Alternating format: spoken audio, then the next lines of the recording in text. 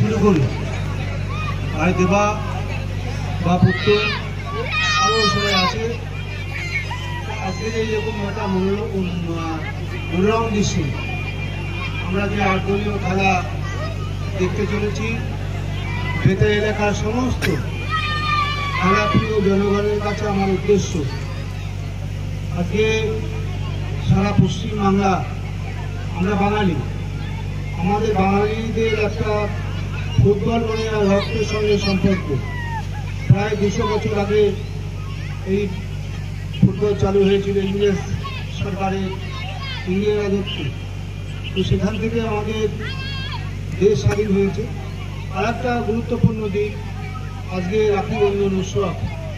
যখন ইংরেজ শাসন করছে,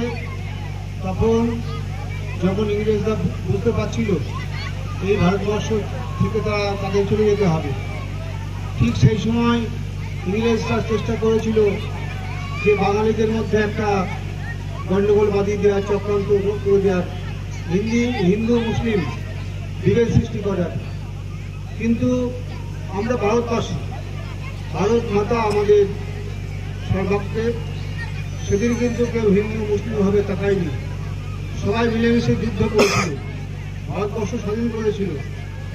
সেই কবিগুরু রবীন্দ্রনাথ যাতে ভয়ে ভয়ে হানাহানি না হয়, কোনো গণ্ডগোল না ঘটে, সেই জন্যে রবীন্দ্রনাথ ঠাকুর এই রাখি বন্ধন উৎসব তিনি প্রচলন দিয়ে করেছিলেন। তো আমরা আজকে সেই রাখি বন্ধন উৎসবে আমরা সবাই পালন করেছি এবং আগামী দিনে এই বেতায় আস্তে আস্তে লোকজন বাড়ছে, বহু বসতি স্থাপন হয়েছে। কিন্তু আমাদের খেলাধুলার মাঠ খুব বেশি নেই, একটা কলেজ মাঠ, একটা বিপ্লবী মাঠ, এই দুটো মাঠ আমাদের আছে, আর একটা ছোট্ট নতুন পাড়ার মাঠ আছে। তো সেই দিকে আমাদের লক্ষ্য রেখে এই খেলার মাঠ মানে এখানে সব কিছু হবে, গান বাজনা, স্পোর্টস, খেলাধুলা, তো সব কিছু অনুষ্ঠান হবে। এখানে কোনো ইগোর ব্যাপার নেই। এই তরুণ দলের মাঠ আছে, তরুণ দলের মাঠ আছে। আজকে একটা জিনিস আমি বলতে চাই, এই মাঠটা বেতায়ের, এই মাঠটা আমাদের গর্ব। একটা বেতায়ের নাগরিক হিসাবে প্রত্যেকে যারা আছেন তাদের উদ্দেশ্যই বলি, এই মাঠটা কিন্তু বেতায়ের গর্ব। হয়তো আমরা থাকবো না, কিন্তু মাঠ থাকবে সারা জীবন। যত বছর পৃথিবী থাকবে, যত বছর ভারতবর্ষ থাকবে, ততদিন এইটা খেলার মাঠ হিসাবেই গণ্য হবে। এটা কিন্তু মাথায় রাখতে হবে।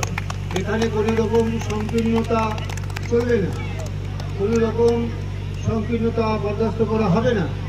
এখানে গান হোক, বাজনা হোক, কীর্তন হোক, খেলাধুলা হোক, অন্যান্য অনুষ্ঠান হোক, এই জন্য তো মাঠ খেলা। এই ব্যাপারে আমরা জনপ্রিয় যে ক্লাব তাদের সঙ্গে আছি। তারা লালবাজারে প্রদর্শনের মাঠ আছে, সেখানেও খেলা হয়, ফুটবল খেলা, বিশেষ করে ক্রিকেট খেলা হয়। তো সবাইকে অনুরোধ করছি, সারা রাত ধরে খেলা হবে, আপনারা ধৈর্য সহকারে শুনবেন এবং কমিটির কাছে সহযোগিতা করবেন, কমিটিকে সহযোগিতা করবেন। এই কথা বলে আপনাদের সকলকে শুভেচ্ছা। এই আজকে রাখি বন্ধন উৎসবে মায়েরা, বোনেরা, আমাদের এলাকার সমস্ত ভাইরা এসছে, সবাইকে আমার শুভেচ্ছা জানিয়ে শেষ করছি। নমস্কার।